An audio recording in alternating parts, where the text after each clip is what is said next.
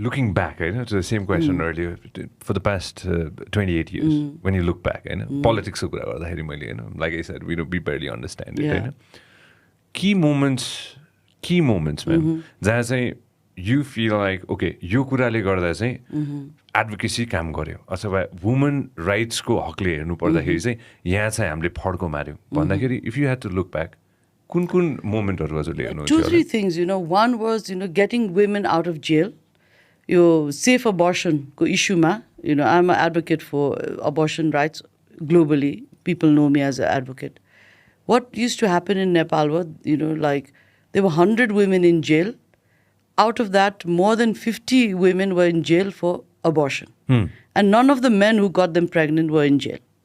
So, I did some lobbying, I got some funds, and we fought cases for these women. And Agni Kharel was our lawyer, by the way. Now he's in another party. We hired Agni Kharel as a lawyer, and we rescued 29 women out of jail, and we rehabilitated them. Yeah. But then my money finished, Project Siddho. We had about 54, 29 niskyo, aru ta niskena. And that time my husband became prime minister. So we requested, not only me, not as a personal request, but from my NGO called the Safe Motherhood Network Federation. We went and we requested. We said, this is not fair. And we passed cabinet, but all of them came out. I think that's one of the things I'll always remember in my life. And the other was the 11th Amendment. Because that amendment gave so many rights to women.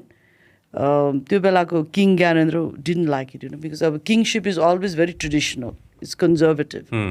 And maybe there were some other, issues that he thought about. It took almost 5 months to get it cleared by the king, the 11th Amendment. Every Thursday, my husband would go and say, Sarkar esma chhap laidinu paryo. But he would not do it. So finally, 4 or 5 months down the line, the 11th Amendment bhayo. And that gave a lot of rights to women. And त्यो पनि, I used to tell my husband a lot of stories about my own family. Because my grandfather, like I told you, had so many wives and so many daughters. Some of my pujus, they were the only daughters. Their mothers were very, very rich. When they got married, some of their marriages didn't work out. Some of them almost died as paupers because they were not allowed to inherit anything from their mother. No inheritance. Biha garer je diyo, and the property would go to, a half brother, josanga bhai tika layo. And then, that poor lady was left to the mercy of the half brother, his wife. So I'd seen that in my own family, So I used to feel really bad for them because I see the lives of the uncles and then of my pujus who, didn't even have a place to stay in. So I said, this is so unfair. So and that's why I'm a very strong advocate for property rights. And of course, a lot of these women, I remember Shanta Thapalya, she was a very good lawyer. She's there no more. Sapana, of course, All of them, I think I have to say Sammanya Sapnaji because she's a judge. Sorry, I can't say Sapna. So all of them, there was a very strong women's movement. People from all walks of life and all political spectrum, all of us got together for that. And Tio Belama, that moved, that was something that moved the buck a little further. And of course then, the Dalit Commission that was made, the Women's Commission that was made, Mahila Ayog, Muslim Ayog, Janjati Ayog. I think that gave recognition to the diversity of everybody in Nepal, but also special value to the women.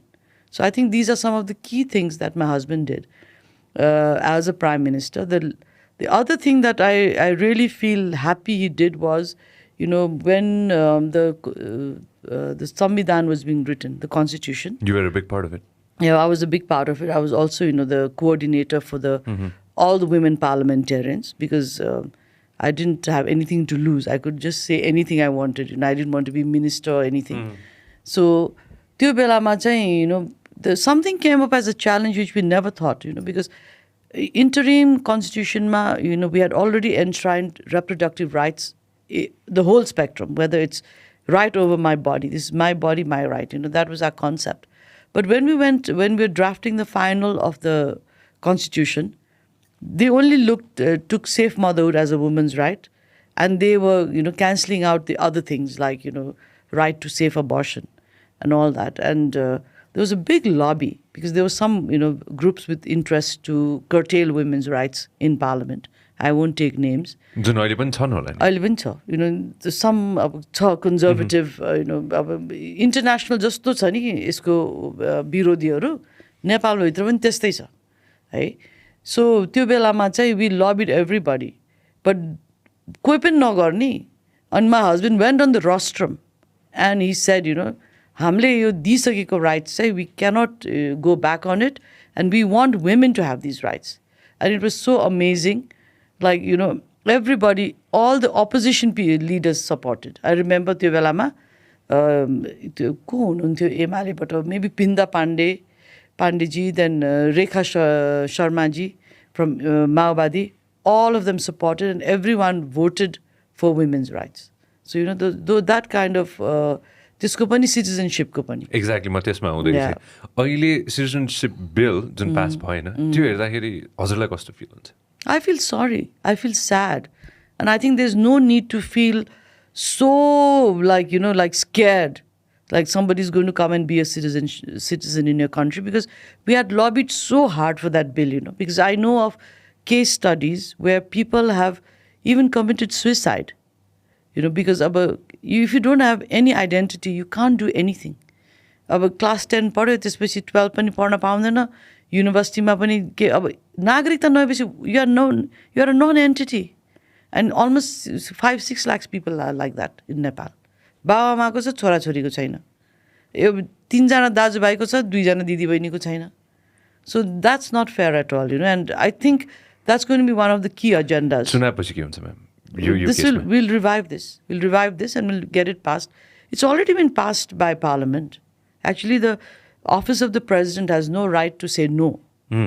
But since it was very near the election, I think the parties decided, let it be. Election we'll have a fresh mandate and redo it. But that's something, and the biggest part is that this is something that has already been guaranteed in the Constitution of Nepal. Nobody's above the Constitution of Nepal. Well, isn't that why we got rid of the kingship? We thought, they have a separate law unto themselves. So for the monarchy. For the monarchy, So अहिले पनि nobody is above the law. So that is going to take place because that's written in the Constitution that women will have equal rights, citizenship rights, that women can, give their citizenship right to their progeny. So why not?